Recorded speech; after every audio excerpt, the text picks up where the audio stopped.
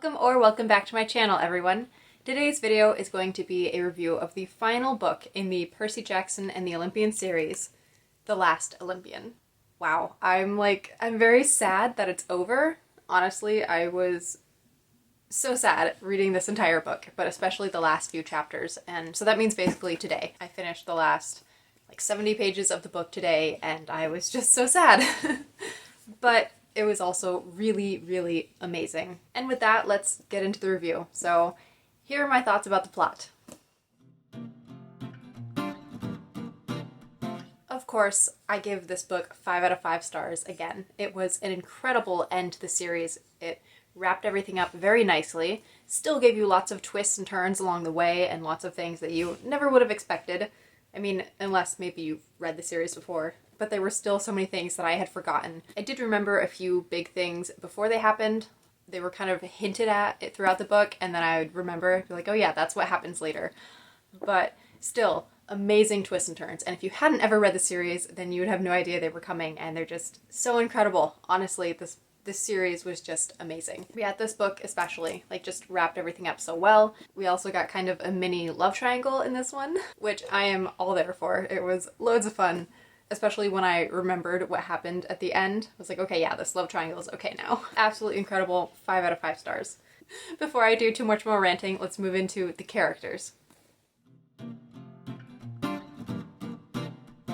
out of 5 for the characters as well, of course. So much growth throughout this entire book. So much. I think this book had the most growth for the most amount of characters.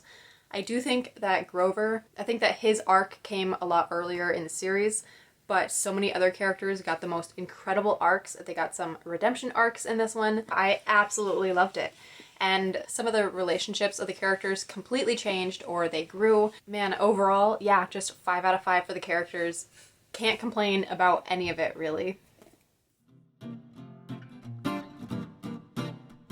The writing, again, I give 3 out of 5 stars. You can check my first review, so the review of The Lightning Thief, and I talk a lot more about the writing there and the content guide. Both of those I mention in The Lightning Thief, and that's pretty much all you need to know. I'm not going to repeat it all here, so check out that video if you want to hear what I thought about the writing and the content guide. We're a little bit out of order because I lumped 2 categories together, but now let's go into the title tie-in. I feel like the title tie-in for this book was so good. It was so unexpected, and I had completely forgotten what it was referencing. I always forget how meaningful this title is, and it's also one of the sweetest tie-ins as well. When you hear it in the book, it's just the best. I really love this title tie-in. It's one of my favorites for the whole series. And finally, we are into my takeaway thoughts. I know this is a super short video, but I'm trying to keep it brief because I also want to do a series review for the whole series. That all being said, I am so sad that the series is over. It was such an amazing series, even reading it as a 20-year-old. Definitely not the demographic that this is marketed towards. I still love it so much. I feel like you grow with characters and you get to watch the characters grow. You get to fall in love with them as they get older, as they make mistakes and then learn from those mistakes, as they mature, as they get awesome arcs, great redemption arcs. They just grow so much, and I didn't realize that the first time that I read the series. I think, of course, I realized that Percy and Annabeth grew and they changed a lot, but there were some other characters this time that I paid special attention to, and I feel like they grew so much and they had such great stories and such great arcs, and I really want to dig into that someday because I loved it. I really did. I enjoyed every second of reading this series, and I flew through the first few books and then I kind of petered out a little bit with the 4th and 5th book especially, I think, but I still loved them, and when I picked them up I couldn't put them down, and time just flew by as I read. Trying to stick to this final book though, this is one of the best in the series, I think, in my opinion. I still love The Lightning Thief. I love getting to see everything fresh from Percy's perspective as he's just learning about all of this. I love that one. I love the introduction. I really love the second book too because there's so much growth for a couple characters. But this has got to be one of my favorites as well because so much gets tied up in this book and there's so much that gets put into it, and other things throughout the series that you may have forgotten about, they get brought back and linked into this one, and it really is amazing. I think that Rick Riordan did a fantastic job of crafting this story. Every bit of it is masterful. And yes, there are a few plot holes and maybe some things that were forgotten, but the overall story, the overall plot is masterful. It's so well put together, and every moment is exciting. It's this wonderful journey.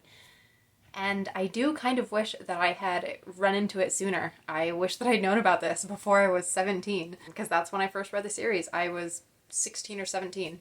But it was absolutely amazing reading it then, and it's still amazing reading it now. And like I said, I'm sad that it's over. I wish I could go back and read through it again. I don't think I would get through it very quickly this time because I just finished it, but I do wish that the story never had to end. So I'm very glad that I can read Heroes of Olympus next and dive right back into that story. And there's so many things in Heroes of Olympus that I am waiting for. So many things that I remember, and I can't wait to learn more things that I forgot. I can't wait to find those things out and meet the characters all over again. Yes, I think it's a wonderful series. I definitely recommend it for anybody, pretty much of any age. I think it is meant more for young teenagers, possibly even younger, but since the characters do grow so much throughout the series, it's definitely enjoyable for 14, 15, 16-year-olds. It's enjoyable for me as a 20-year-old. I love it. I think it's incredible. And that is all for The Last Olympian. This is definitely not the last time you'll hear me talking about these books. Like I said, I want to do an overall series review. I'm very sad that it's over, but I really loved it. And the second to last chapter in this one is maybe one of my favorite chapters out of the entire series. It is just so sweet and so cute.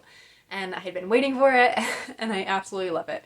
Rick Riordan came through in the end. So that's the video. Let me know if you have read these books. If you have, what was your favorite one? Do you have a favorite book out of the whole series? Who's your favorite character, or your top 3 or 5 if you can't choose? Because I know it's really, really hard to choose. Also, leave a like if you liked the video, and you can give it a dislike if you didn't like it, but please let me know down in the comments what you didn't like and how I can improve in future videos. If you haven't subscribed yet, please consider subscribing. That would be awesome. And I guess that's it. I hope that you all enjoyed the video, and I hope to see you in the next one. Have a blessed day, everybody.